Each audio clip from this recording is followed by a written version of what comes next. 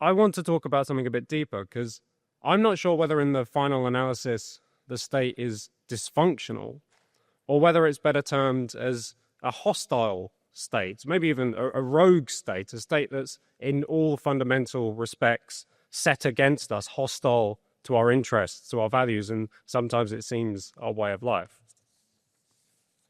Now, I think this hostility is best illustrated by the Afghanistan data leak and the ensuing secret plot to fly thousands of possible Taliban members to Britain.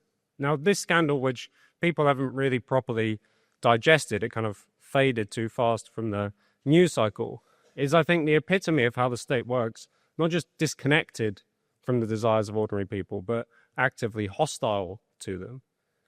Because in case we've forgotten, the important detail of this story was not really the leak of the data of those people who might have been involved with British forces, although leaks of this kind have become almost the signature of state incompetence. The important fact, the one we should focus on or remember, is that the government concocted a plan that they knew would be deeply, wildly unpopular. This was the plan to airlift thousands of barely vetted, or in some cases unvetted, Afghani citizens to the UK. Now, they knew this decision would be unpopular. They knew it would be so unpopular that they had to keep it secret. They made reporting of it illegal. They even, it seems, deliberately misled Parliament about what they were doing. And somehow the whole affair is actually even worse than this, because as Ben Wallace and Grant Shapps have basically admitted, they did this not because they thought it served the interests of Britain to keep the whole thing secret. No, they believed their number one concern, their overriding mission, was the safety of these Afghans. Now, I'm not unmoved by the plight of the Afghan people, and I think people who did help British forces in Afghanistan deserve some of our concern, but what we have here, by any kind of measure, by any theory of how the state is supposed to work, is definitively insane. British government ministers believe their first responsibility was not to the British people, not to you and me, but to thousands of basically random individuals on the other side of the world. This attitude is, I think, the default attitude at the highest levels of British public service. It's the default attitude of the state. And it's why I say the state is essentially hostile.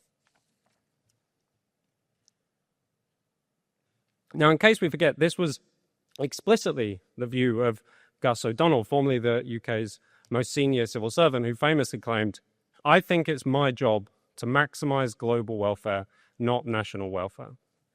So the man basically in charge of running the state in Britain believed his first responsibility, his job, was not to represent the interests of British people, not to fulfill the mission of government, but to maximize global welfare.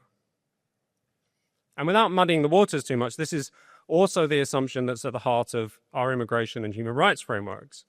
Rights are now assumed to be open basically to everyone, like the right to asylum.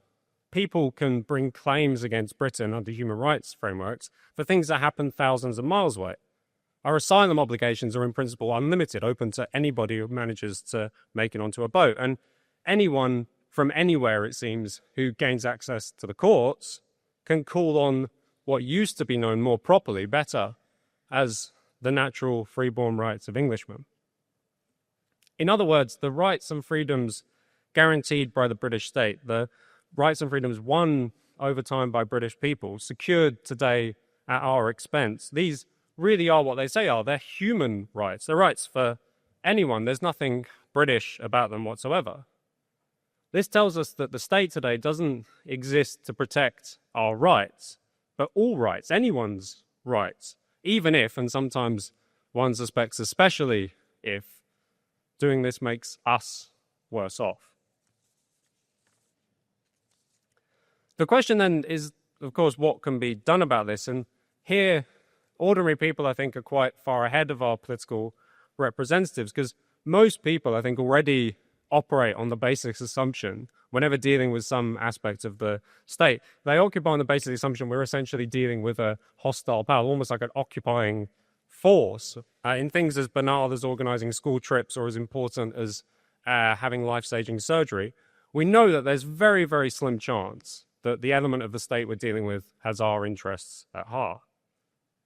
And of course, at one level, this is kind of a tragedy because it means that people have given up one of those essential aspects of civic life, which is basic trust we have in one another. And it's also a deterioration of a key part of our national character, the assumption of fair play. But it does provide a bit of a blueprint for more fundamental assumptions that people have, because any government that has a serious plan of change, of reform, has to work on the assumption that they're essentially dealing with a hostile and alien power. And what does this mean? This means being prepared, if you come into government, I think, to not just replace officials, but deal with the task of having to effectively overthrow an entire regime. It means finding ways and means to decisively declare that the duty of public officials is to the British people first, foremost, and only, and holding to account those who fail or have failed in the past at living up to this. But it also means, quite importantly, that we, all of us, have to be prepared to shoulder the burden as well. We have to return to some of the traditions of self-government which once defined our country. We'll all, I think, have to be prepared to do more of our duty should our country call on us. Now, these are somewhat radical steps, but I don't see how there could actually be any alternative response, because we have a situation, as I've said, where the state is not operated in our interests. In fact, it's operated often directly against our interests. We're dealing with something very grave, something that our political parties, our political ideologies are really not prepared for. And so we need to have more difficult conversations about what I would think would be quite radical measures to return the interests of the nation to the heart of the nation state. Thank you.